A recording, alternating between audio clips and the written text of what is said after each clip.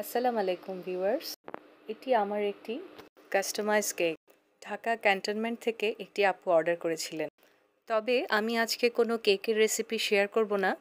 এই কেকটিতে রাইস পেপারে তৈরি যে সেলগুলো ব্যবহার করেছিলাম সেই ভিডিওটি ধারণ করে রেখেছিলাম, সেটি এখানে শেয়ার করব।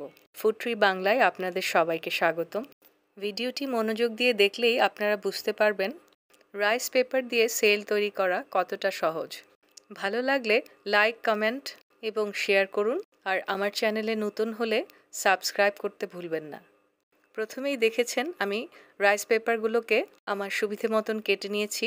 এখন দুটো কাচের পাত্রে 1.5-2 ইঞ্চি পানি নিয়ে তাতে আপনার পছন্দ মতো রঙগুলো মিশিয়ে নিন। আমি এখানে ব্লু এবং পিঙ্ক কালার ইউজ করেছি এবং কিছু কিছু পেপার আমি সাদাই রেখে দিয়েছি। রাইস পেপারটা রং মিশ্রিত নর্মাল পানিতে খুব বেশিক্ষণ ভিজিয়ে রাখতে হয় না, 1-1.5 মিনিট ভিজিয়ে রাখলেই যথেষ্ট। বিভিন্ন শেপে কেটে নেওয়া এই পেপারগুলো আমি এবার আমার পছন্দ মতো কালারে ডুবিয়ে রেখেছি। এবারে আমি ফন্ডেন্ট নিয়ে কাজ করার জন্য আমার যে রাবার পেপার ম্যাটটি আছে সেখানে একে একে রাইস পেপারগুলো বিছিয়ে দিচ্ছি। আমি আমার ইচ্ছে মতো এখানে ভিজিয়ে রাইস পেপারগুলোতে ঢেউ বা কার্ভ তৈরি করে নিচ্ছি।